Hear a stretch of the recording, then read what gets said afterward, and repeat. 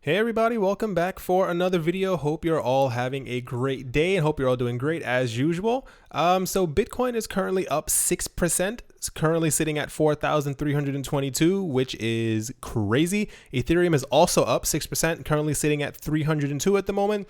Nearly every other coin seems to be up just about, except for Ripple, which is down 1.3%. So it's not a huge crash down, but it's literally the only coin in red at this very moment. So yeah, in Zurich, Switzerland, there are two private banks. One is called Falcon. I've never heard a bank called Falcon before. Falcon and Swissquote, SWISSQUOTE. And they are the first financial institutions in the country, that is in Switzerland, to offer Bitcoin, Bitcoin Cash, Litecoin, and of course, Ethereum to their customers, which is crazy. So Falcon first made headlines when they added Bitcoin options for their customers, citing that they were excited to be able to fulfill the future needs of their customers. Something, of course, that a company like this would say, but it is pretty cool. So Swissquote's digital offerings will begin on August 22nd, announcing that they will soon offer automated Bitcoin payments by their email offering, which is also kind of crazy.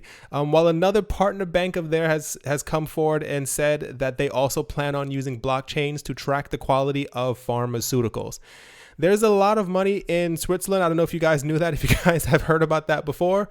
I'm not sure if this will cause a a snowball effect of where things are kind of tumbling downhill and getting larger. But if other banks end up getting into this and other banks start offering their customers Bitcoin and Litecoin and Ethereum, and these people are allowed to make transactions in these things, that is going to increase the volume on these coins by a lot, because people are known in Switzerland to make transactions in the millions. And when this is happening back and forth, like I keep saying all the time, I don't think a lot of people understand how many people are hoarding these coins. A lot of people don't really care about spending them anymore so much as just making money off of them. So these people are buying them in bulk and they are just not touching them. This is pretty much what's happening. So when I hear something like this, I'm also not affiliated with either one of these banks, just as an FYI. I don't know the people who work with these things either. I just thought it was a really cool story. So yeah, when this starts to pick up and more banks, especially as regulations start coming through and they start offering these things, we're going to be in a very different world, as the prices will start to go up a lot. So there is a Bitcoin trader who goes by the name of Master Luke. Maybe I said that correctly. Masterluc, right? Who says that Bitcoin will actually hit, wait for it, will actually hit $15,000 by the end of this year. Now, hold on while I try to explain a tiny bit, because when I was first reading about it, I was like, okay, that sounds completely insane. So a bit of a backstory about this guy. Master Luke apparently predicted the price of Bitcoin on November 2013. Like, he said exactly what it was going to be and what was going to happen to it. He also predicted the 2016, 2017 that there would be a bear market leading up to, around the time that exactly where we are right now, talking about, people would be afraid of these currencies, what have you. He predicted that the prices would stagnate between January and May of 2012, when he posted a chart online of a chart that he had made of the bubble crash that he said would take place in 2013, 9 months before it happened. So his now current estimates say that a bubble of the cryptocurrency market has actually started in May 2017, but he says that this will last until 2019. He says because it doesn't seem like a bubble and, prices are relatively where they should be. But he says what we have going on right now, where the prices are going up, he says this will happen for another 2 years. I mean, if it is a bubble, 2 years is a pretty good enough time for us to, make profits and pull out of the market if need be. So he says, once again, according to his calculations, by the end of this year, Bitcoin will hit $15,000. And that by next year it will be $40,000 to $110,000. And he says he sees 110,000 before the next bubble pops, and that is in 2019. Now, This guy obviously doesn't have all the answers. He's not a genie. He's not a wizard, but he has been correct on many other fronts. And this is why a lot of people are now listening to him. And this is why he has articles about him online, because, you can make a prediction about one or two things and, okay, that's great. But when you hit about 4 or 5 on the nose, and when you make a chart that predicts something that's going to happen 9 months later, like, you think about it realistically, you can't tell what millions of other people around the world are going to do with their money. But for what it's worth, you guys have heard me say this has happened so many times. We had somebody who said it was going to be 5,000. Somebody said 7,000. We've had 11,000 before. We had 500,000, and we also had 1 million one time that someone said it would hit by 2020. 1 million would be nice, but fingers and toes crossed, what have you. So, like I said, he's got this right before. Let's see if he's right again this time. $15,000 would be a very good Christmas gift. I don't know if you guys think so, but that is definitely something that I would try to get a flight to the Bahamas at that point, because that is definitely celebration money. But yeah, let's see what happens with all of this. So once again, not wanting to be put out of the news in any way, shape, or form, Ethereum makes sure to keep their head in the news at all times. So the EEA, the Enterprise Ethereum Alliance, has added yesterday 14 more members to their team, which is crazy because we were just talking about it 3 or 4 days ago. They had added already 10 more. So I don't think they plan on stopping anytime soon. So out of the 14 members, 3 of them are academic institutions and the other 11 are law firms. And it sounds like exactly what you are thinking when you talk about law firms. So this entire thing obviously is being done with the purpose of evolving Ethereum into an enterprise grade technology, which I think they are well on their way. It's just so much going on with this with Ethereum right now. So they say that with the addition of the new members, ideally they're hoping to focus on privacy,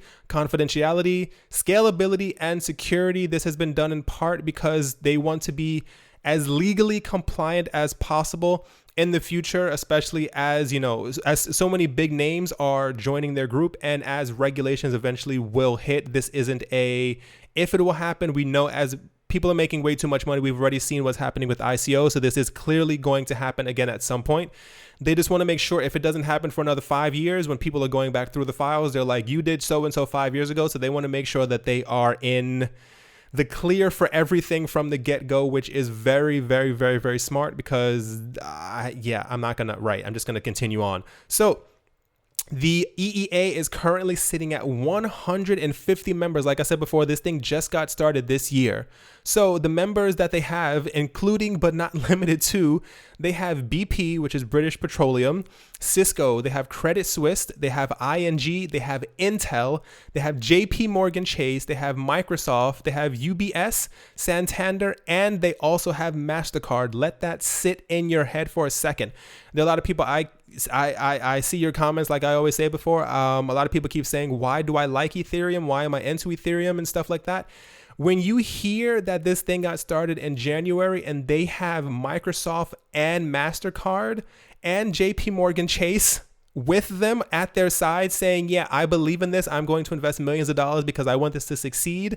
Think about that logically. I mean, like I said, the last couple of days, we have seen that the price of Bitcoin the price of Bitcoin has completely gone up in the other coins. Like I said before, they were being siphoned from, and a lot of people kept on saying that they were going to take all of their money out of Ethereum and Ripple and all this other stuff and just pump it completely into Bitcoin. And I kept on telling people, I said, don't do that. Even when you see now today, Ethereum is up by 6% and all the other coins, there's some coins up like 10 to 15%. I think that Bitcoin has a great future ahead of it. I think that it will be one of the, like I would say, one of the top coins. Like, I don't think anything will actually knock down Bitcoin. Like there are about 20 other coins that are already not even light years, like dramatic light years ahead of Bitcoin, but Bitcoin will always stay because it has the name. This is why all these people are pumping money into it. But BUT, I read these things about Ethereum and I do the research on Ethereum and I look at them, and this is since January. They have 150 members at their side saying yes. Like, these are huge corporations and institutions who will not let Ethereum fail in any way, shape, or form. If you think that these companies do not already own large portions of Ethereum, you are completely wrong, especially even if it's just a CEO or COO of any of these companies. They definitely are holding a huge amount of these things. and they don't care for the price being at 300 at the moment. They want it to be at 3,000. This is why I hold onto Ethereum very strong, and why I always give you guys news, whether good or bad, about Ethereum. But the people there, they know exactly what they are doing. I'm very, not even bullish. I'm mechanical bull on Ethereum. I think they are completely going to knock it out of the park as time goes on, especially when you hear news like this. So yeah, to finish it off, the entire goal of this thing, or rather these last 14 members, is that they want to make it so that they are as compliant as possible. I think that is a great idea, because they do not want any weird letters down the line. But yeah, I think they're absolutely great. I will keep trying to inform you guys as best I can on news, like I said, whether good or bad, about any of these coins, because if something bad happens, you know, you might want to take your money out of it. You might not want your money to be in that system anymore. Right, guys? I hope you guys are having a great day. Hope you guys enjoyed. Hope you guys are profiting accordingly from all these price jumps and stuff like that. All this stuff going on. It's really weird times. I'm glad the whole SegWit fiasco is behind us. And I mean, at this point, if he's right, I'll see you guys at 15,000. That'd be a great thing. All right, guys, I hope you guys have a great day, good afternoon, morning, evening, breakfast, lunch, dinner, wherever you might be, and I will talk to you all soon. See you. Hey, everyone. Thank you very much again for watching. I hope you guys enjoyed. If you guys would like to help me and the channel, there are ways to do so in the description below. Thank you very much, and talk to you guys soon.